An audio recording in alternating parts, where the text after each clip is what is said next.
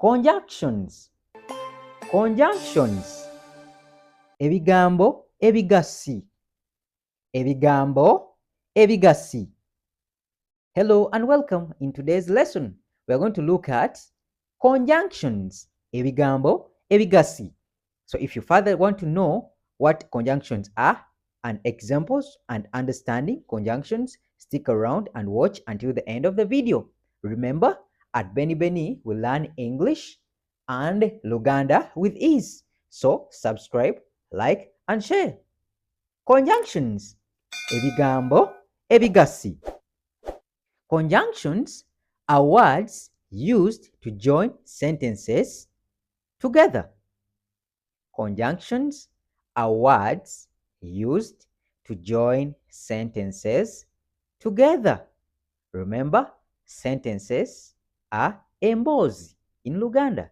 So, conjunctions are words used to join sentences together. Ebigambo ebigasi bikozesebwa okugatta emboozi.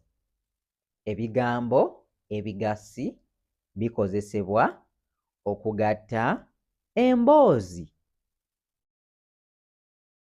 Conjunctions help to form long and meaningful sentences rather than saying short and many sentences. Conjunctions help to form long and meaningful sentences rather than saying short and many sentences. Ebigambo ebigasi biyamba okukola emboozi empanvu era ez'amakulu okusinga okwogera ebigambo ebingi nga bitono ebitakola mboozi. Ebigambo ebigasi biyamba okukola emboozi empanvu era ez'amakulu okusinga okwogera ebigambo ebingi nga bitono ebitakola mboozi. Examples of conjunctions. Ebyokulabirako eby'ebigambo ebigasi. Number 1. Because. Because. And this in Luganda is kubanga. Kubanga. So we further looked at this. If you want to know more about using because or kubanga in Luganda, refer to the video above. And. Era. Era. But. Naye. Naye. Oh. Oba.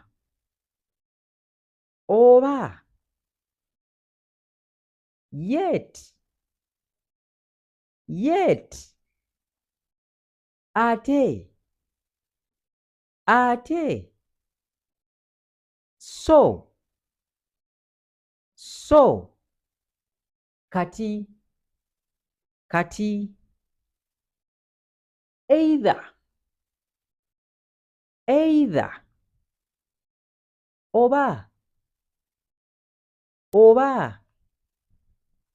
Therefore,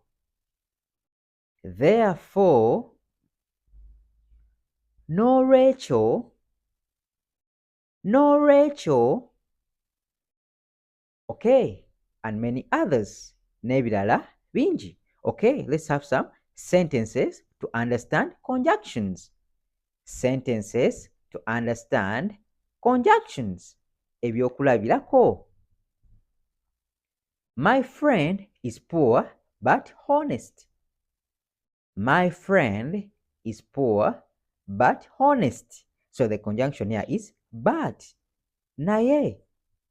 My friend is poor but honest.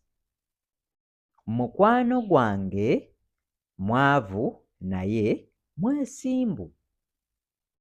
Mukwano gwange mwavu naye mwesimbu.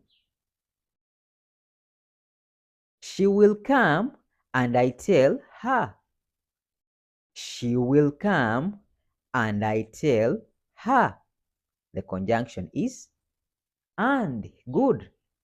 She will come and I tell her.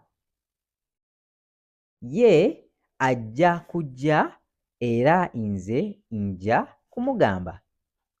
Ye ajja kujja era nze nja kumugamba. She did the test, yet she was sick. She did the test, yet she was sick. The conjunction yet. She did the test, yet she was sick. Ye yakoze ekigezo ate nga mulwadde. Ye yakoze ekigezo ate nga mulwadde. I am going for lunch because I'm hungry. I am going for lunch because I'm hungry. The conjunction here is because. Nze ngenda ku kyamisana kubanga enjala ennuma. Nze ngenda ku kyamisana kubanga enjala ennuma. Therefore, Ben is the new English teacher now. Therefore, Ben is the new English teacher now. The conjunction is therefore. Therefore, Ben is the new English teacher now. No, Rachel, Ben ye musomesa w'oluzungu omupya kati. No, Rachel, Ben ye musomesa w'oluzungu omupya kati. No, Rachel, Ben ye musomesa w'oluzungu omupya kati. I will buy a shirt or a belt. I will buy a shirt or a belt. I will buy a shirt or a belt. And the conjunction here is or. Nze nja kugula saati oba omusipi. Nze nja kugula saati oba omusipi. So o in Luganda is oba. Nze nja kugula saati oba omusipi. Exercise. Exercise. Identify conjunctions in the sentences. Laga ebigambo ebigasi mu mboozi zino. Number 1.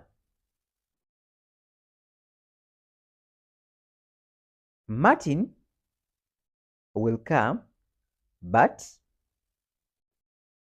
will not stay. Martin will come but will not stay. And what is the conjunction? Can you translate that in Luganda? Question 2. Will you buy coffee or tea? Will you buy coffee or tea? And what are the conjunctions? Can you translate that in Luganda? Okay, you can give your answers in the description box. Hope you've got something. Bye bye. Weraba.